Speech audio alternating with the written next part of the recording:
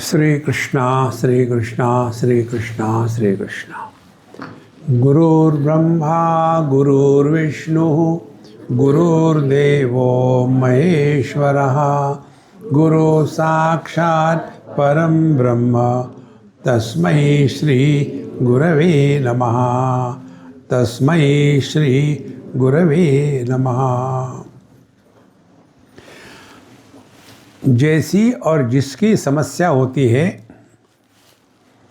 और जो समस्या होती है उसको लेकर के डॉक्टर लोग हमको दवाई देते हैं।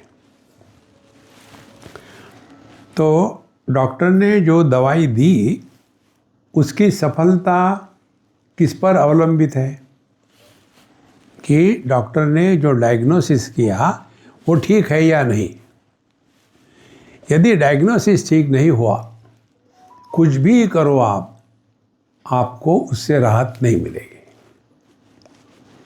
तो जीवन में हमने किसको महत्व दिया है उसके अनुसार हम अपनी साधना की, मेडिटेशन की कल्पना करते हैं। जो ये दुनिया के ईंट पत्थर रिश्ते नाते इसी को सब कुछ समझ के बैठे हैं, उनके लिए साधना क्या होगी, सबका ख्याल रखना चाहिए, इतना पैसा कमा के रखो कि अगले 10 जनरेशन उनको कष्ट ना हो, बस यही उनकी साधना होगी। फिर जो हमेशा कुछ ना कुछ करना है, करने का रोग जिसको है वो भी मेडिटेशन करेगा। चलो मेडिटेशन करते हैं, मालूम तो कुछ है नहीं। बिना ज्ञान के आधार से हम जो भी करते हैं वो सब उटपटांग होता है, देखा देखी। लोग बैठते हैं पद्मासन लगा करके गंगा जी के किनारे एक पत्थर पर और बाएं हाथ में फ़ोन है, अपना सेल्फी ले रहे, सेल्फी वाइल डूइंग मेडिटेशन। देखो, इसीलिए पहले ये स्पष्ट होना चाहिए कि हमारे व्यक्तित्व के क्या क्या पहलू है। 2 पहलू है, एक है कर्म या क्रिया और दूसरा है ज्ञान या समझदारी। दोनों की आवश्यकता है। अब पहले क्या समझना है, जो वस्तु हम कर्म से प्राप्त करते हैं उसके पीछे क्या भावना होती है। देखो, भावना ये है कि वो वस्तु दूर है तो हमको वहाँ चल के जाना पड़ेगा, बीच में हमारे और उस वस्तु के बीच में जो अंतर है उस अंतर को मिटाना पड़ेगा, इसीलिए चलते रहो। फिर जो वस्तु अपूर्ण है, देखो, तो उस वस्तु को लेकर के हमारे क्या विचार हो गए। जैसे चाय में चीनी कम है तो हम क्या करेंगे, इसमें चीनी डालो। देखो, वो भी कर्म है, क्रिया है।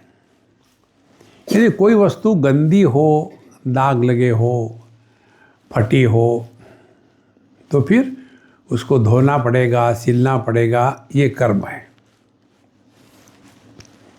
तो कर्म के पीछे कौन सा ज्ञान है, यही ज्ञान है कि वो वस्तु जिसको हम प्राप्त करना चाहते हैं वो दूर है, वो अपूर्ण है और वो गंदी है, तभी हम कर्म करने लगेंगे ना। तो पहला सिद्धांत, हम आपको मेडिटेशन करने नहीं देंगे। देखो, मेडिटेशन मत करो। अब दूसरा सिद्धांत, जो हम कर्म करते हैं उसका प्रभाव कहाँ होना चाहिए। जैसे हमने खाने का कर्म किया तो खाने के कर्म का प्रभाव कहाँ होना चाहिए, हमारे सर के ऊपर या हाथ में या जहाँ क्षुधा थी, भूख थी, वहाँ होना चाहिए।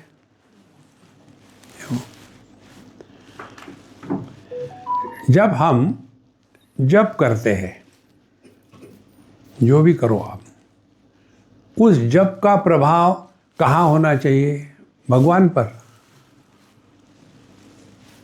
या हमारी माला पर या हमारे पोस्चर पर, उसका प्रभाव कहाँ होना चाहिए। देखो, तो यदि हम जप कर रहे हैं तो उसका प्रभाव मन पर होना चाहिए, क्योंकि मन से जप करते हैं, वाणी से जप करते हैं। देखो,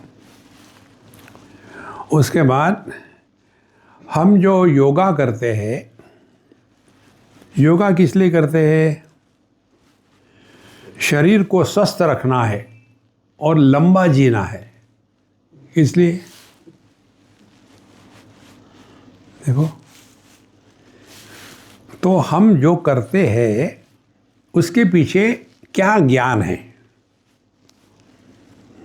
अब तीसरी महत्व की बात, हम कर्म इसलिए करते हैं क्योंकि भगवान की प्राप्ति हो। हम पूजा इसलिए करते हैं कि भगवान को प्रसन्न करें। तो भगवान ने कहीं कहा है हमको कि मुझे मेरी पूजा करो।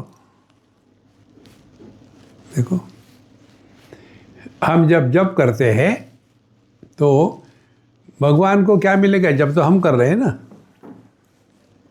इसीलिए पहला सिद्धांत ध्यान के क्षेत्र में ये है कि ध्यान देते हैं, ध्यान करते नहीं। जैसे मैं आपसे बोल रहा हूँ और मैं कल्पना कर रहा हूँ कि आप सुन रहे हो, कल्पना ही कर सकता है, क्या करता था, ये सुन रहे हो। तो मैं आपको ये कहूँगा क्या कि मैं आपसे बोल रहा हूँ ध्यान करो, नहीं, ध्यान से सुनो। तो ज्ञान में और कर्म में, क्रिया में जब सामंजस्य नहीं आता तब एक संसारी पैदा हो जाता है, और जब ज्ञान और कर्म इनका मेल रहता है तब साधक पैदा हो जाता है। देखो, ज्ञान तो सबको है, हमको ज्ञान में किसी की कमी नहीं है, लेकिन क्या वो ज्ञान हमारे क्रियाओं में, हमारे जीवन में उतरता है या नहीं उतरता, इधर हमारा ध्यान नहीं है। देखो, इसीलिए यदि हम वेदांत का अध्ययन कर रहे हैं, यहाँ हम श्वेताश्वतर उपनिषद का अध्ययन करेंगे, तो यह ज्ञान की क्रिया है। लेकिन यह ज्ञान कौन प्राप्त कर सकता है, तो पहले ये जानना आवश्यक है कि यह ज्ञान कहाँ हो रहा है। देखो, जैसे आप मुझे देख रहे हैं, मैं आपको देख रहा हूँ, तो जो चश्मे बहादुर है उनके चश्मे को ज्ञान हो रहा है क्या? अच्छा, जो आंखें हैं, आंखों को ज्ञान हो रहा है क्या? आंखें केवल रूप रंग को दिखाने वाला यंत्र है। एक बार हम साउथ अफ्रीका में थे, सत्संग में एक स्त्री बैठी हुई थी, और सत्संग होने के बाद हमने कहा आप लोग वहीं बैठो, मैं उठ के आपको प्रसाद देता हूँ। नहीं तो गड़बड़, छोटा जगह था, गड़खड़ खड़खड़ हो गई, वहीं बैठो शांति। तो पहले मैं उस स्त्री के पास गया, इतनी सुंदर थी उसकी आंखें कि एकदम कोई भी अट्रैक्ट हो जाए। तो मैं इसको क्या, अम्मा प्रसाद पहले आप लो। तो उसने हाथ किया, मैं यहाँ खड़ा, हाथ यहाँ किया, मैंने दे दिया, सब कुछ हो गया। बाद में उसकी माँ मुझे मिलने आई, मुझे कहती है कि स्वामी जी आपने सबसे पहले मेरी कन्या को दिया प्रसाद, मैं बहुत धन्यवाद कहती हूँ। और एक कहना है आपसे। क्या? मेरी कन्या, उसकी 2 लड़कियाँ हैं और 2 अभी एक स्कूल में, कॉलेज में है, लेकिन उसको दृष्टि नहीं है। आंखें बड़ी सुंदर है लेकिन दृष्टि नहीं है। तो ज्ञान कहाँ होता है? ना चश्मे में, ना आँखों में, दृष्टि में ज्ञान होता है। तो और दृष्टि क्या है? जाकी रही भावना जैसी। हम दुनिया को कैसे देखते हैं? भोग की वस्तु या समर्पण की वस्तु। जब भोग को लेकर के चलेंगे तो भोगी होगे, योग को लेकर के चलेंगे योगी होगे। देखो, इसीलिए यह ज्ञान कहाँ हो रहा है, इसको हमको जानना है। देखो, चाहे आप पद्मासन में बैठो या शीर्षासन में खड़े रहो, कुछ फर्क नहीं पड़ता। फर्क पड़ता है आपकी समझ कैसी है। अब जो ये हमेशा शारीरिक स्थिति में रहते हैं, स्वस्थ रहना चाहिए, ये होना चाहिए, अच्छी बात है, नथिंग रॉन्ग। लेकिन जैसा हम अपने स्थूल देह का और इसके संपर्क में आने वाले वस्तु का, विषयों का ध्यान रखते हैं, तो जैसे हम अपने घर के अगल बगल में साफ सफाई रखते हैं, ये मेरी कल्पना है, देखो, और उसी प्रकार से घर में भी साफ सफाई रखते हैं। देखो, हम अभी किसके यहाँ गए थे रिसेंटली, कल परसों ही गए थे, तो मैं उनके यहाँ गए, खाना वाना खाया, तो वो लड़की ने कहा, अभी शादी होगी 1-2 साल से, तो स्वामी जी मुझे आशीर्वाद दो। हमने कहा तुम मानोगी तो दूंगा। बोले हाँ बताइए। हमने कहा तुम्हारे घर में कम से कम सामान है, 1 डाइनिंग टेबल और 1 सोफ़ा, 2 या 3 चेयर, और कुछ मत लाना, दीवालों को खाली रखो। इतना कचरा इकट्ठा कर लेते हैं। ये जो बाहर के वस्तुओं का संग्रह करने का जो व्यक्ति का स्वभाव होता है, वही स्वभाव अंदर चला जाता है। और वही पुरानी बातें, विशेष करके बुढ़ाऊ लोग वर्तमान में रहते ही नहीं, इतना कचरा इकट्ठा कर लिया। देखो महाराज, ये समझदारी से जीना, इसको कहते हैं ध्यान देना। कौन आया, कहाँ से आया, किस लिए आया, क्यों होगा, कैसे हो गया, क्या फर्क पड़ता है, वाई आर वरिंग, रिलैक्स। देखो, तो जैसे घर को साफ सफाई रखना माने घर के अंदर का कचरा फेंक देना, तो ध्यान कहाँ है? ध्यान अपने मन की साफ सफाई की तरफ है। क्योंकि जो भी कुछ हो रहा है वो केवल मन में होता है, देह को कुछ नहीं होता। देखो, समझना है, करना कुछ नहीं। समझदारी से जीने को साधना कहते हैं। देखो, नहीं तो हम अनावश्यक वस्तु, व्यक्ति, घटनाओं में इतने उलझ जाते हैं कि जिसके लिए आए थे वही भूल गए। देखो, तो ध्यान देना और ध्यान करने में क्या फ़र्क हो गया? फिर जो भी क्रिया की जाती है वो एक समय प्रारंभ होती है, थोड़े समय तक रहती है और बाद में समाप्त हो जाती है। देखो, जैसे अपना सत्संग 7 बजे शुरू हो गया, 8 बजे ख़त्म होगा। तो फिर जब सत्संग में है तो सत्संगी, बाहर गए तो भोगी। वैसे ही half an hour meditation, rest of the day frustration. देखो महाराज,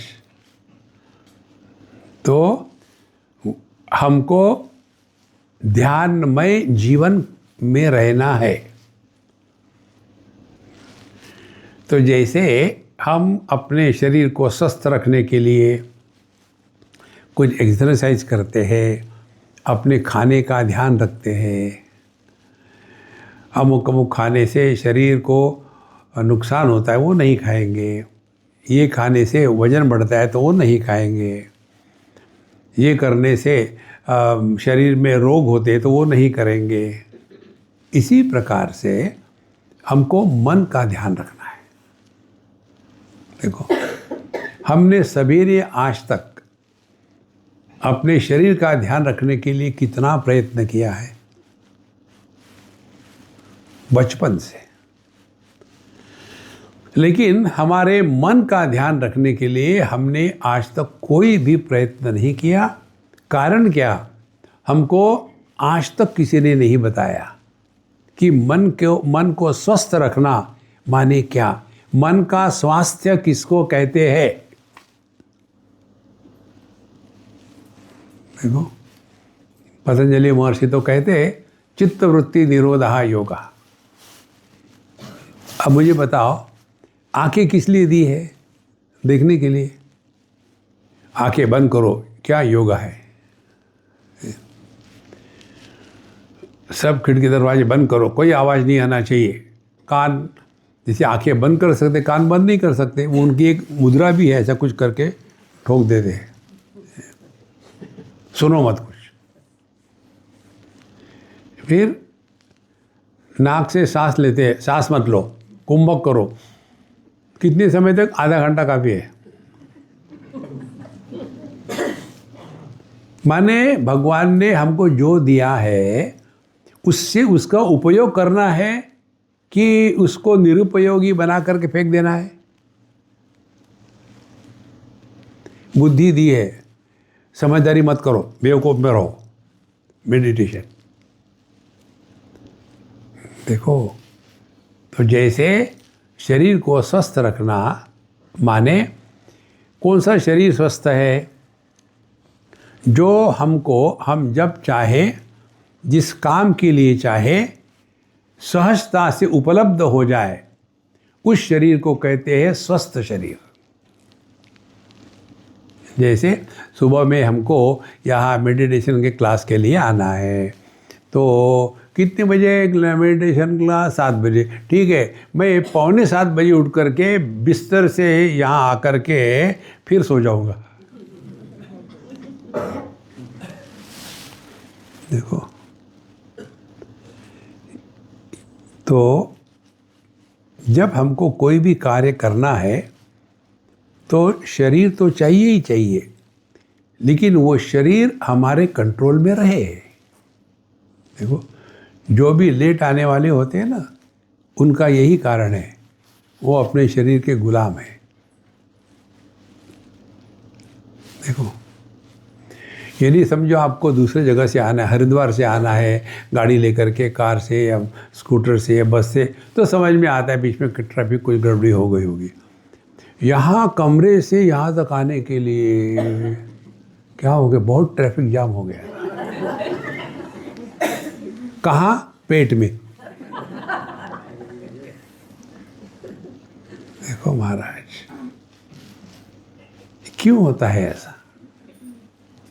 क्योंकि हमने जो सीखा है उसको जीवन में उतारा नहीं।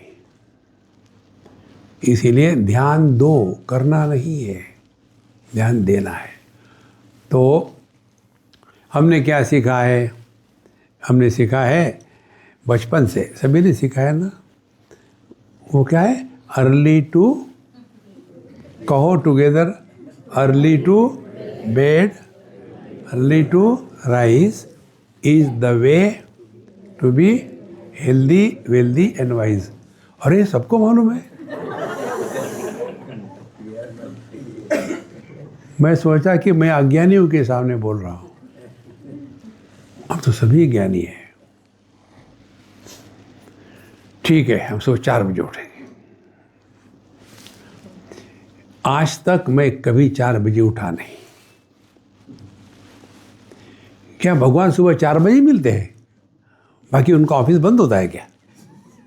है ये बाबा जी लोगों को काम धंधा है नहीं, सुबह 4 बजे उठो 4 बजे उठो, बाद में उठेंगे, देखें फिर खुश हो गए। और फिर हमेशा के जैसे लेट उठे। उठने के बाद फिर क्या होता है ये समझो।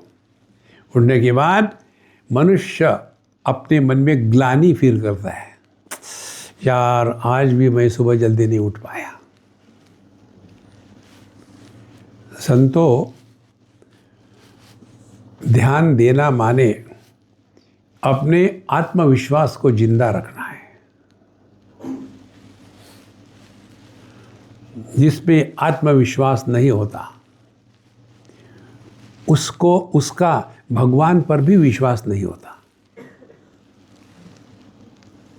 देखो, यदि हमारा अपने पर ही विश्वास नहीं है तो भगवान को तो हमने बादलों के ऊपर रख दिया है, उन पर कैसा विश्वास होगा? देखो महाराज, इधर ध्यान देना करना नहीं है, लेकिन हमारी लाइफ इतनी मैकेनिकल हो गई है, मैकेनिकल। देखो, तो ज्ञान की कमी नहीं है। Early to bed and early to rise is the way to be healthy wealthy and wise. और हमारा जीवन क्या है? Late to bed and late to rise is a guarantee to be unhealthy and otherwise।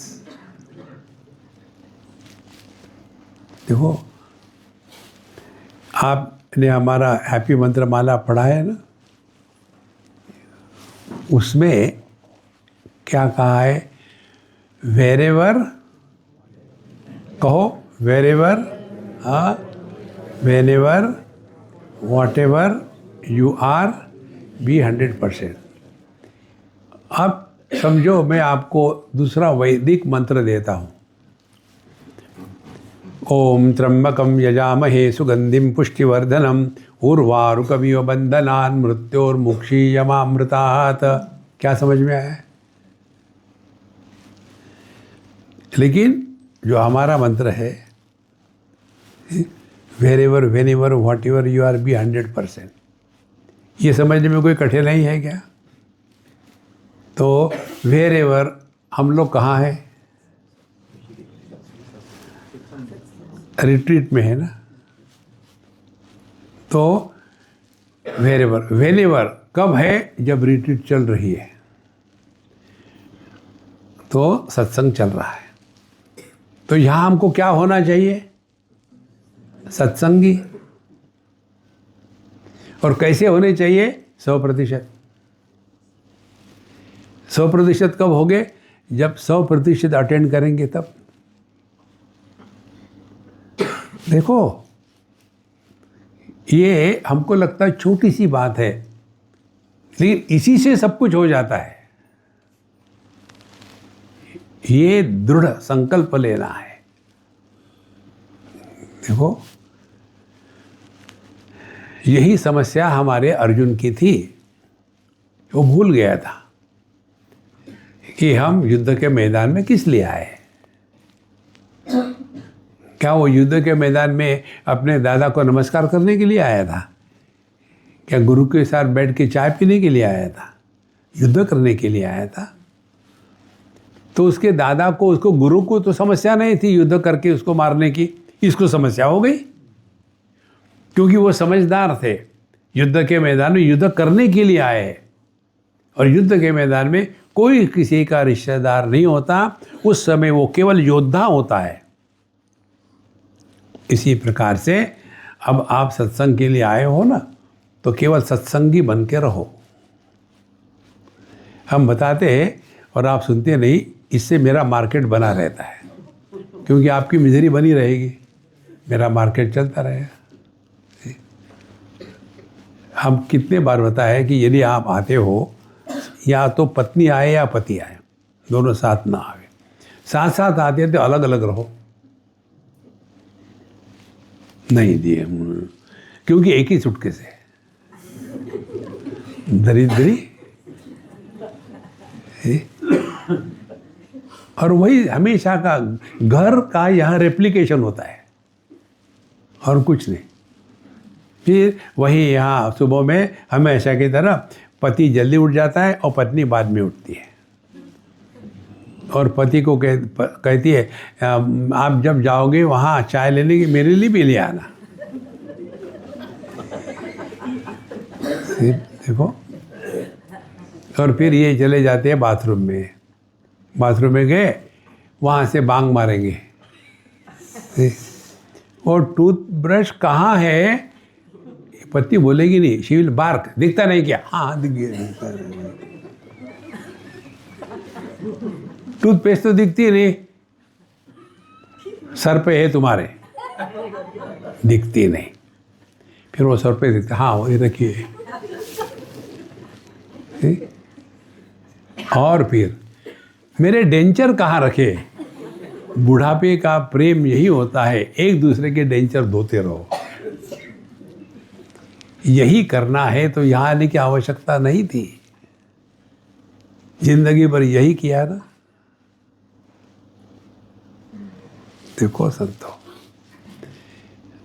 हम कहते तो है हम हिंदू है, हिंदू धर्म में वर्णाश्रम व्यवस्था का महत्व है। वर्ण तो हम बड़ा अकड़ के चलाते हैं, ब्राह्मण क्षत्रिय वैश्य शूद्र, लेकिन वर्ण आश्रम व्यवस्था, आश्रम ब्रह्मचर्य गृहस्थ वानप्रस्थ सन्यासी। तो यहाँ मेजॉरिटी जो आए हैं वो वानप्रस्थ की स्थिति में है। वानप्रस्थ माने जिंदगी में अकेला रहने का प्रयत्न करो, किसी पर भी अवलंबित ना रहे।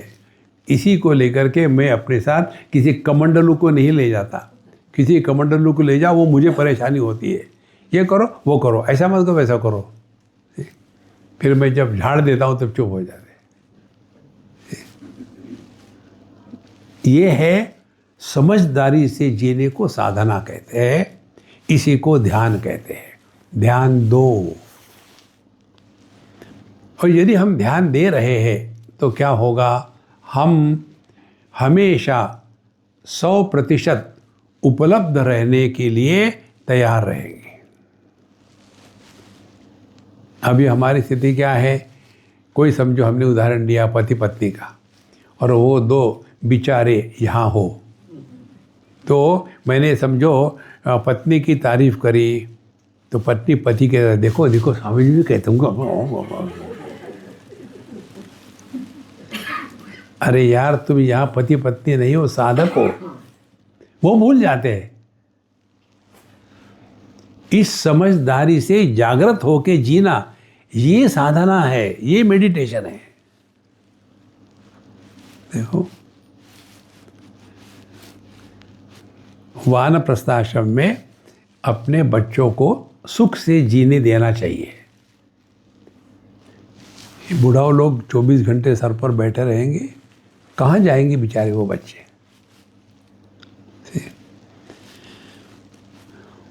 तो इस सब का निचोड़ क्या हुआ कि ध्यानमय जीवन माने हमारे जीवन का हर एक क्षण सावधानी से जीना है। क्या सावधानी? कहीं हम जगत में व्यवहार करते समय अपने मन पर संस्कार तो निर्माण नहीं कर रहे। ये जो ध्यान है भगवान कृष्ण ने भगवद गीता में बताया।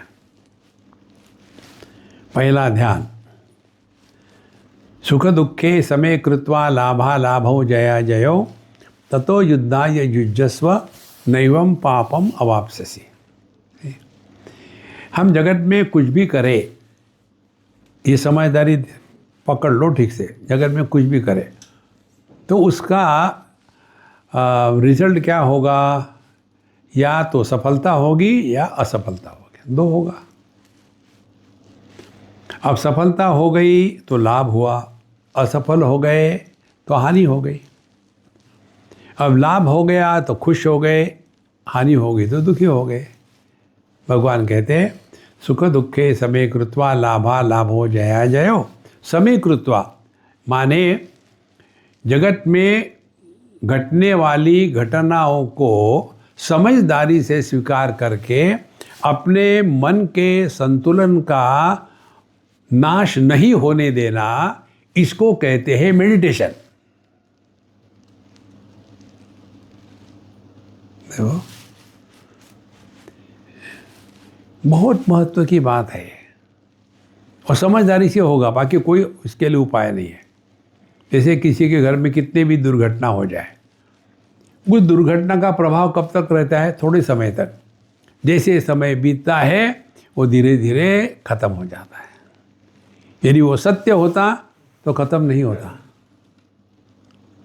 इसीलिए समय कृत्वा, तो मेडिटेशन क्या हो गया? ये समझदारी कि जगत में जीना है तो द्वंद्वों के साथ रहना है।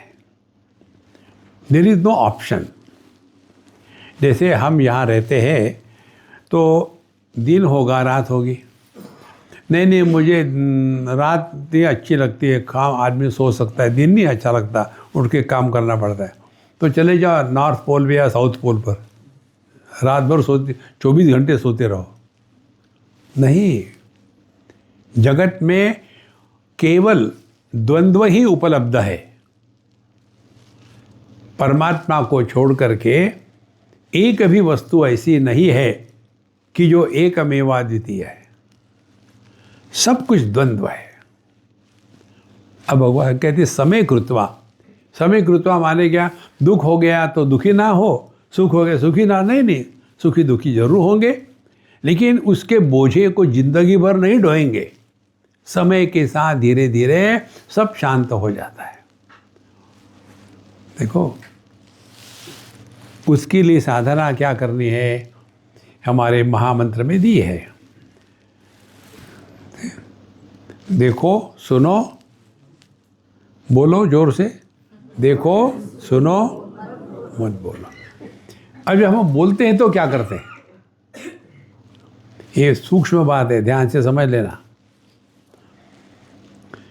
मैं यहाँ बैठा हूँ और मैं आप सबको देख रहा हूँ, आप मुझे देख रहे हैं।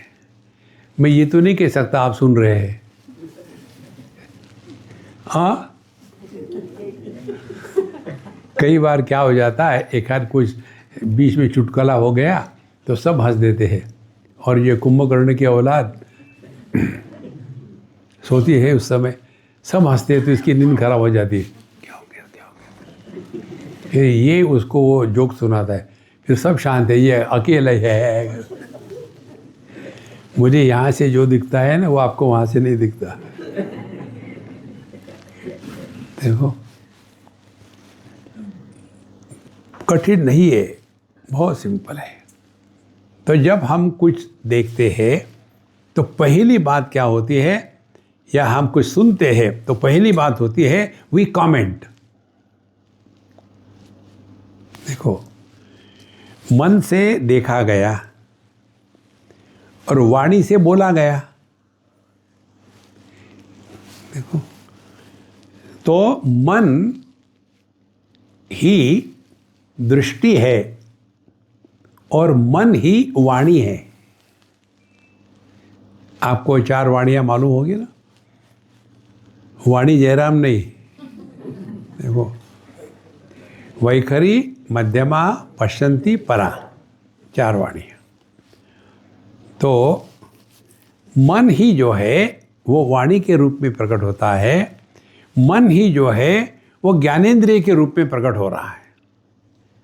देखो, अब इसको ऐसा समझ लो, बिजली, इलेक्ट्रिसिटी जब बल्ब से निकलती है तो प्रकाश के रूप में प्रकट होती है, जब फैन से निकलती है तो गति के रूप में प्रकट होती है।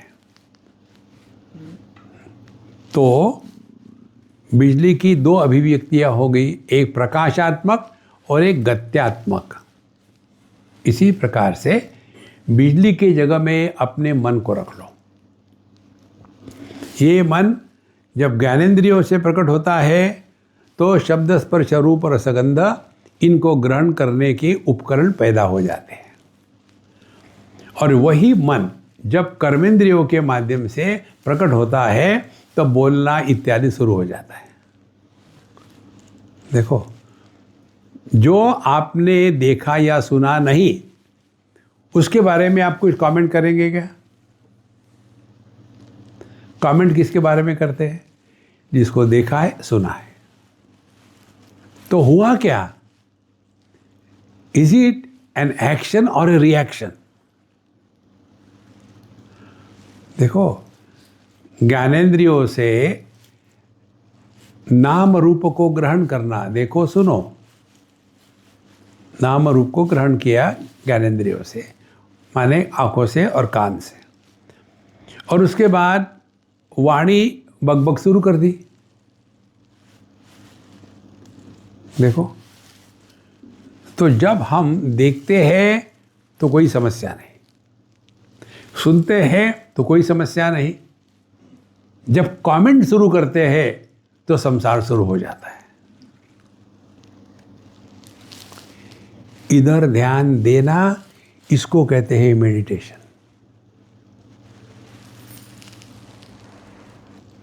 देखो, जब आप कहीं वॉक करने जाओगे उस समय देखना आप, हम इतनी बकबक करते हैं, कोई आवश्यकता नहीं। हो स्वामी जी, गंगा जी कितनी सुंदर है, मुझे नहीं मालूम कितने सुंदर है। ये हमारी ऐसी भयानक आदत हो गई है, कुछ भी देखो, सुनो, कमेंट करो। देखो, किसी के घर गए और उनके बहू ने आकर के इस बुढ़ाऊ को, सांस को नमस्कार किया और बिठाया, और माता जी आपके लिए मैं क्या ले आऊं, जहर ले आऊं? ऐसा हमारी बहू कहती है। लोगों की बहुएं कितनी अच्छी होती है, पता नहीं मेरे पल्ले ऐसी क्यों पड़ी। कुछ आवश्यक है बोलने की? मैं विशेष करके माताओं को बता रहा हूं, अपने वाणी पर लगाम लगाओ। हर जगह मुंह मारना, इसी से कारण संसार होता है। इधर ध्यान दो। हम ध्यान करने के लिए आपको नहीं बैठाएंगे, इधर ध्यान देना है। अब ये धीरे धीरे जब चलता रहेगा तो फिर आपको मौन रखने की आवश्यकता नहीं। आपने कई जगह देखा होगा ना, बाबा जी लोग कहते हैं, देखो बेटा मौन रखना चाहिए। ये मौन की हमको एक कहानी बताते हैं। हम शिकागो में थे और हमारे लिए खाना एक अम्मा लाती थी और उसके पति साथ आते थे, और हम अपना खाना खा के हाथ धो कर के काम में लग जाते थे। और वो अम्मा कुछ बोलती नहीं थी, तो जब कोई बोलता नहीं तो मुझे अच्छा लगता है। एक दिन मैंने गलती करी। मैंने उनके पति को कहा कि अम्मा के तबीयत ठीक है ने? नहीं स्वामी जी, उसके गुरु ने उसको बताया है कि बेटा तुम मौन रखा करो। तो बोले हम, हमको सबको आदत हो गई है, कभी वो मौन रखते हैं 4 दिन के लिए, कभी 8 दिन के लिए, कभी 1 महीने के लिए। अब हमको सबको आदत हो गई घर में, हमको कुछ परेशानी नहीं। अच्छा, बहुत बढ़िया। एक दिन वो आई और उसने मुझे पूछा, स्वामी जी आपको खाना कैसा लगता है? अरे अम्मा मुझे तो बताया था आप मौन रख दें। बोले हाँ, मुझे मेरे गुरु ने कहा है कि जितना रख सकते हो रखो मौन, अच्छी बात है, इसलिए मौन कर दे। बहुत बढ़िया। और जो बोलना शुरू कर दिया उसने,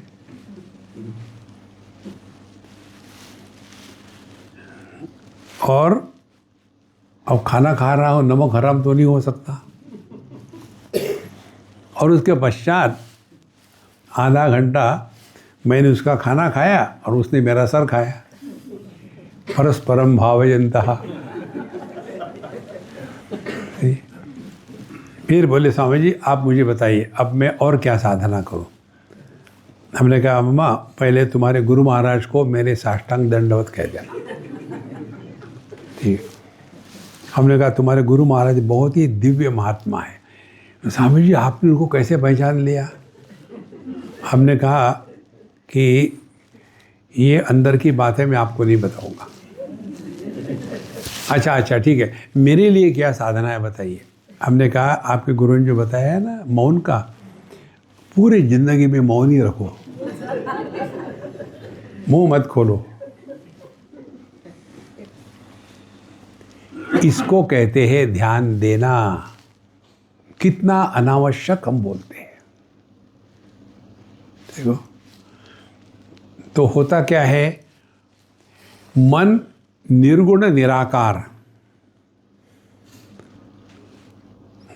जो निर्गुण निराकार होता है वही सगुण साकार के रूप में प्रकट होता है उपाधियों के कारण। कोई भी इलेक्ट्रिकल इंजीनियर को ले आओ और उसको पूछो बिजली का आकार कैसा है, बिजली की टेस्ट कैसी है, बिजली की गंध कैसी है, देखो कुछ भी नहीं। तत्व हमेशा निर्गुण निराकार है। वैसे ही मन ये भी निर्गुण निराकार है। तो हमको यदि अपने मन में वापस लौट के आना है, बिना नींद को गए, सोना नहीं। ये तो कई लोग मेडिटेशन, एक नया प्रकार है, आपको पता है क्या? उस मेडिटेशन का नाम है झटका मेडिटेशन। बैठेंगे थोड़ी देर के बाद क्या हो गया, कुंडली के झटके लग रहे। देखो बिना सोए सोना नहीं। तो उसके लिए क्या करना है, मन को पैदा मत होने, मन को अभिव्यक्त मत होने देना। जैसे बिजली है, लेकिन आपने स्विच ऑफ कर दिया तो लाइट निकलेगा क्या? देखो बिजली है, आपने फैन का स्विच ऑफ कर दिया तो घूमेगा क्या? नहीं। अब ये यदि समझ में आ गया हो तो हमारे 5 ज्ञानेंद्रिय और 5 कर्मेंद्रिय, उनको जब हम चाहे स्विच ऑफ करने की क्षमता रखना, इसको कहते हैं ध्यानमय जीवन।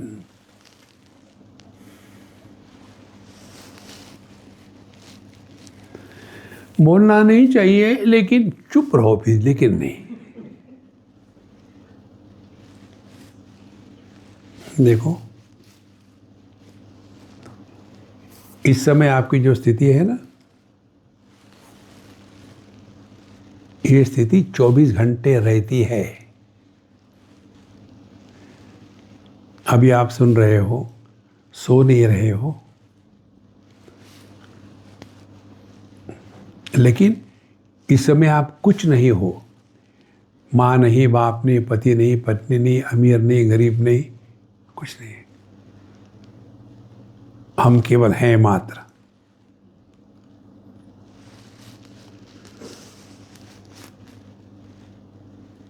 इस स्थिति में रह करके जीवन के कार्यकलाप करते रहना, इसको कहते हैं ध्यानमय जीवन। हमको सबको अपनी औकात पहचाननी है। ये कल्पना मत करो कि हिमालय में जाकर के, गुफा में जाकर के मेडिटेशन करेंगे। एक स्टूडेंट था, उस समय में कैवल्य धाम में था, लोनावला में। तो मेरे पास आया, कहता स्वामी जी मुझे आप आशीर्वाद दीजिए। किस लिए? बोले मैं हिमालय में जाकर के, गुफा में जाकर के ध्यान करना चाहता हूँ। क्योंकि मोस्ट ऑफ द सीकर्स कभी ना कभी ऑटोबायोग्राफी ऑफ ए योगी के चक्कर में पड़े हैं। कभी ना कभी पढ़ा ही है उसको। फिर उसमें आती है कहानियाँ कि ऐसा हुआ था, फिर ऐसा हुआ, फिर उनको कहा कि तुम यहाँ आ जाओ, फिर वो गुफा में चले गए और वहाँ ये हुआ, वो हो गया। अब ये कल्पना करते हैं कहाँ राजा भोज, कहाँ गंगू तेली, हम भी वहाँ जाएंगे। तो वो स्टूडेंट आ गया, तो स्वामी जी मुझे आशीर्वाद दीजिए, ये गुफा में जा कर के मुझे ध्यान करना है। मैं भी जाऊंगा हिमालय में, उसी एरिया में रानी खेत में जहाँ वो गुफा है, मैं दूसरी गुफा में जाकर बैठा। हमने कहा देखो 50 किलो उठाने के पहले 5 किलो उठाते हैं कि नहीं, इसके अभ्यास करना चाहिए। बोले हाँ ठीक है।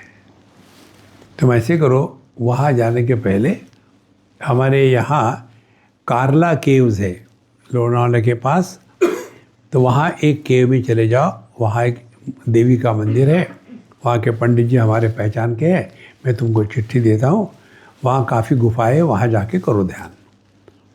मैं चिट्ठी लिख दिया, वो गया वहाँ, कम से कम 5000 स्टेप्स हो गए, वहाँ पहुँच गया, पंडित जी को दिया, पंडित जी ठीक है बैठो, ये सब गुफाएं खाली है, कोई आता नहीं है, तुम बैठो यहाँ कहीं भी बैठो। शाम को 5 बजे पंडित जी ने देवी को बंद कर दिया कि भाग न जाए, ताला लगा करके वो तो चले गए।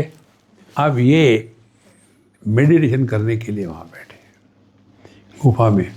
रात शुरू भी नहीं हुई थी, कीड़ों की आवाज़, कि दरवाज़ा नहीं, खिड़की नहीं, मच्छर आ रहे, कीड़े आ रहे, अब सब इसकी आरती कर रहे, घूम कर रहे। अब ये परेशान हो रहा, समझो कोई सांप सूप आ गया तो, और कुछ पक्षी कड़कड़ कर रहे हैं, और कोई कुछ हो गया तो कोई भूत भी तो नहीं है। मनीराम के खेल शुरू हो गए, 15 मिनट में नीचे आ गए। स्वामी जी वहाँ तो दरवाजा नहीं, खिड़की नहीं, कैसे वहाँ करेंगे ध्यान? बिल्कुल ठीक बात है, सामने वाली खिड़की होनी चाहिए, तब जा कर के ध्यान होता है। तो ये हमारी जो कल्पना है ना, हम वहाँ जाएंगे, यहाँ जाएंगे, कहीं जाने की आवश्यकता नहीं है महाराज। आप जहाँ हो वहाँ स्वस्थ रहो, चुस्त रहो, व्यस्त रहो, मस्त रहो। That is meditation. हमेशा सर पर बोझा लेके घूम रहे हैं, इसके लिए वानप्रस्थाश्रम, दूर रहो। नहीं तो हमने तो अपना जीवन बर्बाद कर दिया, बच्चों का भी करते हैं। तो जब ये बातें समझ में आएगी तो हमको ध्यान देना क्या है, जगत में रहो, सबके साथ जब आवश्यकता है तब जरूर बोलो, जब आवश्यकता नहीं है तो मत बोलो। देखो अब इसको लेकर के अभ्यास करना है। पहले होता है ज्ञान, फिर होता है अभ्यास। तो क्या ज्ञान है? मन की अभिव्यक्तियाँ ज्ञानेंद्रियों से ज्ञान के रूप में होती है और कर्मेंद्रियों से कर्म के रूप में होती है। ये सिद्धांत समझ में आया होगा तो अगली बात बता दें। क्लियर है? कोई डाउट नहीं? अब हम ज्ञानेंद्रियों से केवल देखते हैं, जैसे मैं आपको देख रहा हूँ तो कोई प्रॉब्लम नहीं। समझो आप कितने 100 लोग हैं, 100 के जगह में 1000 हो गए तो मेरे आंखों पर कोई बोझा आएगा क्या?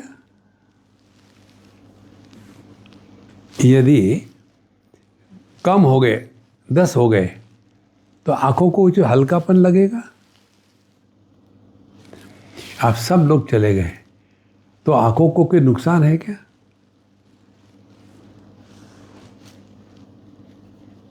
देखो, तो इसका तात्पर्य क्या हो गया? तात्पर्य हो गया कि दुनिया में रह करके अपने ज्ञानेंद्रियों से देखना, सुनना, चखना, सूंघना सब होने दो। आंखें बंद करके नहीं रहना है। फिर समस्या कहाँ आती है कि इंद्रियों के माध्यम से मन जब प्रकट हो जाता है तो उसकी जो पुरानी आदत है मन की कि देखा सुना और बक बक शुरू कर दिया, देखो ये बंद हो रहा है।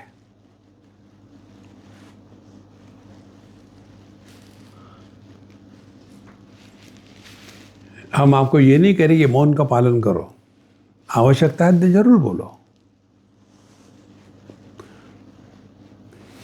नहीं तो ये मौन के कार्टून अपने हरिद्वार के हमारा अनुभव है। हमने कहा कई लेक्चरों में हमारे वहाँ हमने ये बहुत बड़ी बात सीखी। किसी बाबा जी के मिलने के लिए गया हमारे मित्र के साथ दर्शन करने के लिए। ये दर्शन करना क्या आज तक मुझे समझ में नहीं आया।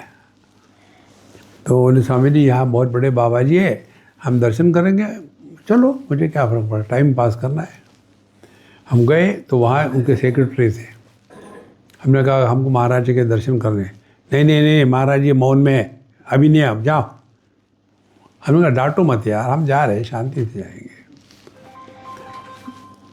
जहाँ जहाँ बाबा जियों के साथ सेक्रेटरी प्रेसिडेंट ये सब होते हैं ना, वो कारपोरेटरानंद होते हैं। Without meeting the secretary you cannot go and talk. Inner circle, second circle, third circle, और ये चक्रव्यूह में फंसे होते हैं। तो हम निकल गए। फिर वो आया दौड़ के, रुको रुको, क्या महाराज जी ने आपको बुलाया? हमने वो तो मौन में है ना, कैसे बुलाए?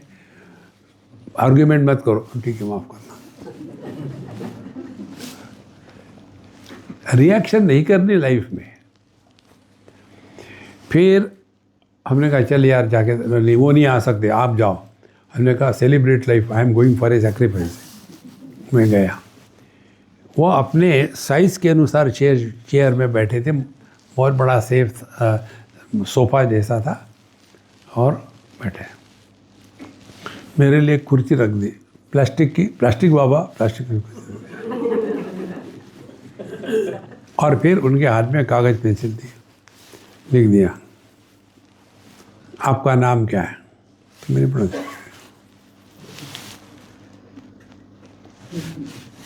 फिर दूसरा लिखा आप यहाँ कहाँ रहते हो? फिर मैंने लिख दिया रहने वाले कहाँ के हो, वो भी लिख दिया मैंने।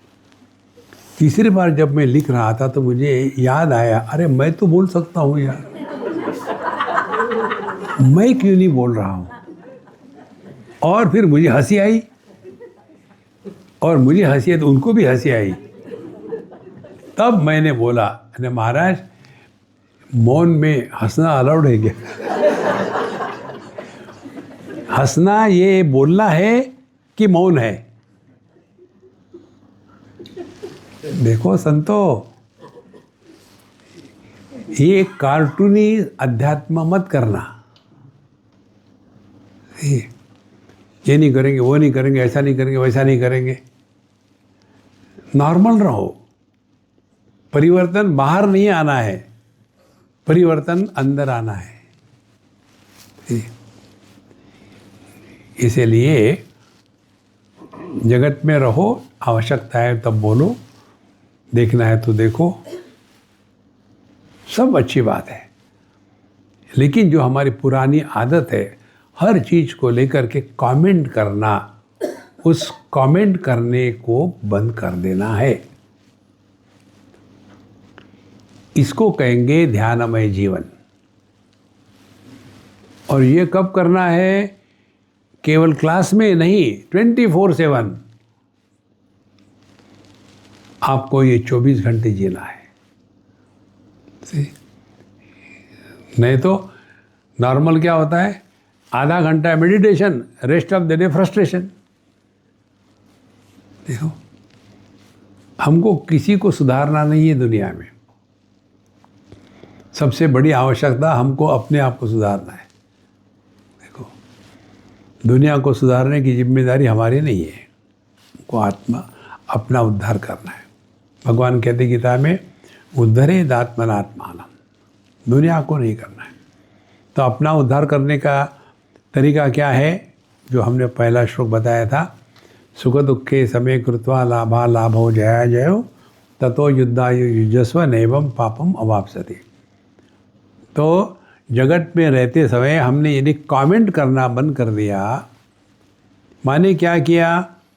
समीकृत्वा माने अनुभव किया है लेकिन उस पर रिएक्शन नहीं करी। इसको सिंपल वर्ड में कहे तो 24 घंटे मेडिटेशन में रहना माने क्या? Experience without experiencer.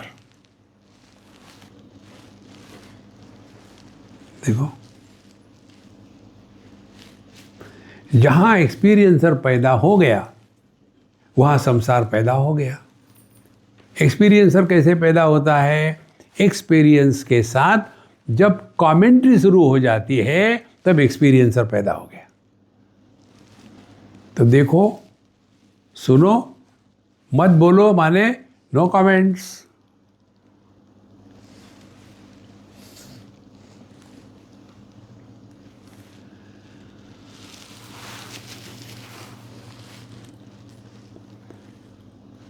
हमने आपको कुछ करने के लिए नहीं बताया कि ये मत देखो, वो मत देखो, ये मत खाओ, कुछ नहीं। नॉर्मल जीवन जीना है।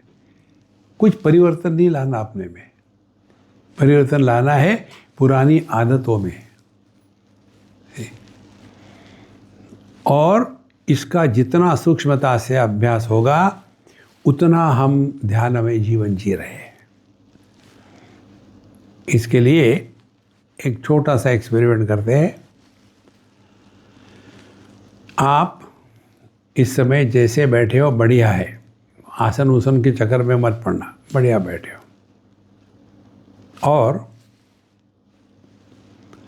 अपने आप से मत बोलो।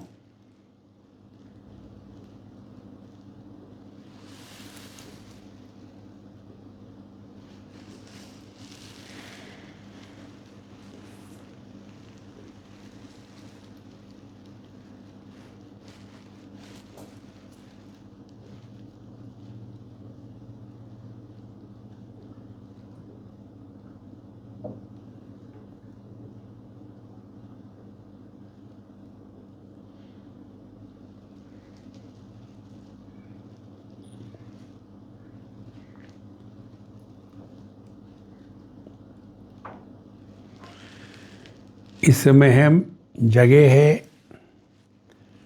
पूरे दुनिया का भान है।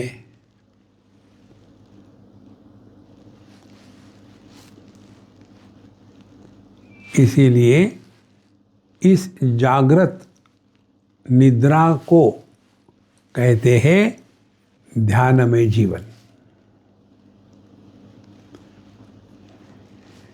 निद्रा क्या है?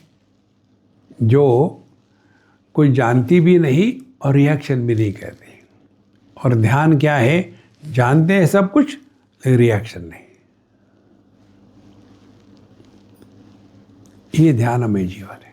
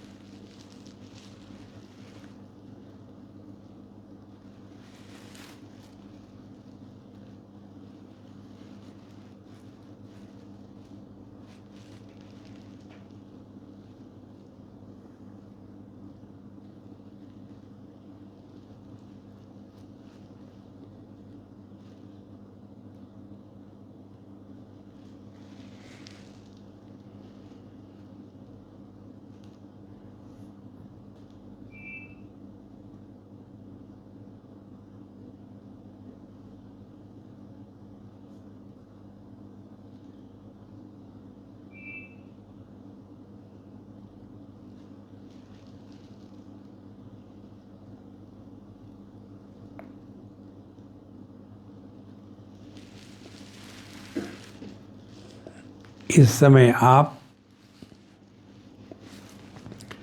आसन आपका स्थिर हो गया है।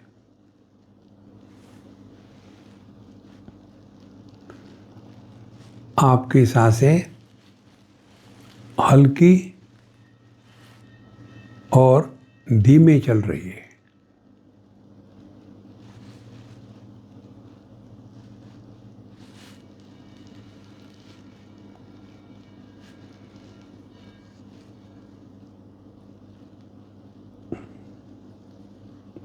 आप सब सुन रहे हैं, सो नहीं रहे।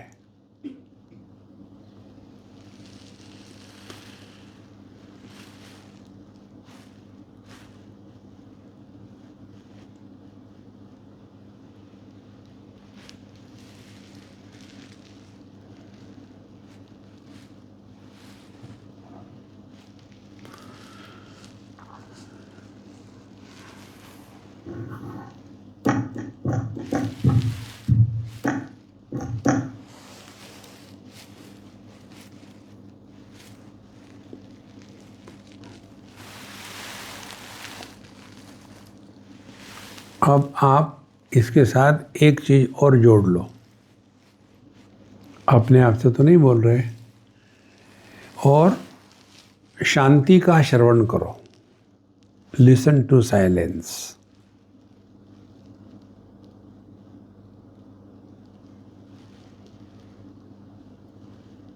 ये आपको समझ में नहीं आएगा। क्यों? कान तो शब्दों को ही ग्रहण कर सकते हैं, शांति को नहीं।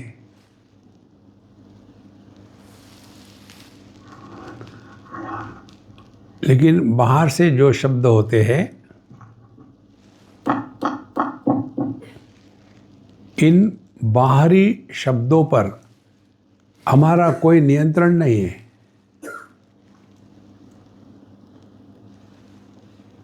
तो हम बाहर के शब्द सुन के विक्षेपित हो जाते हैं।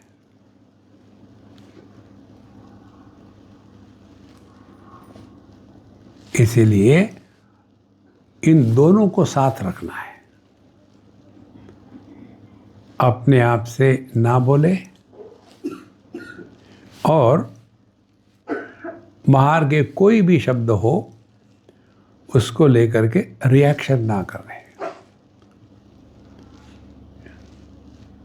तो क्या होगा? शब्द सुने जाएंगे लेकिन इसका प्रभाव नहीं होगा मन पर।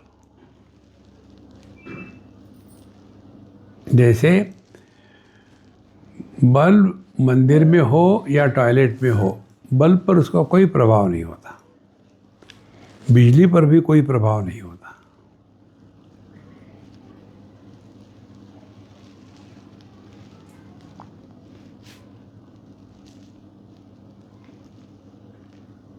यह ध्यान देना है।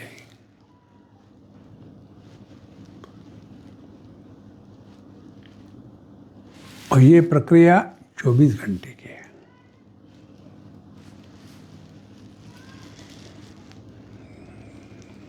तो जैसे अभ्यास होगा, शुरू कर दिया, 5 मिनट बैठेंगे, अपने आप से नहीं बोलेंगे,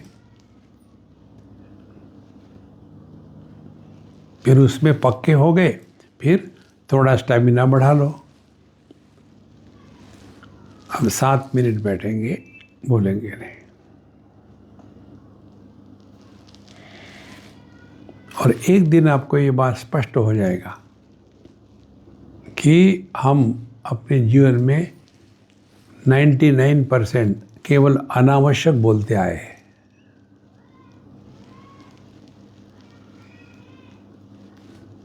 देखो,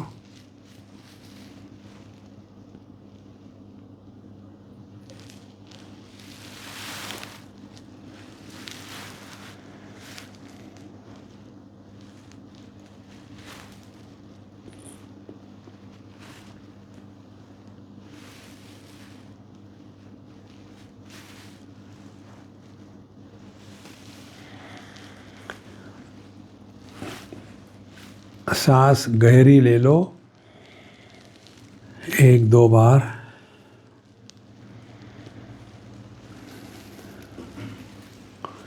हाथ पैर की उंगलियां थोड़ी हिला लो।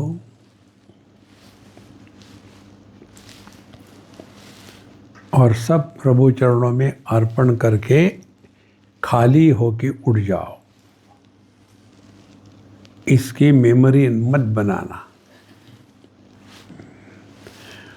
ओम पूर्णमदः पूर्णमिदं पूर्णात् पूर्णमुदच्यते पूर्णस्य पूर्णमादाय पूर्णमेवावशिष्यते। ओम शांति शांति शांति। हरि ओम। श्री गुरुभ्यो नमः। हरि ओम।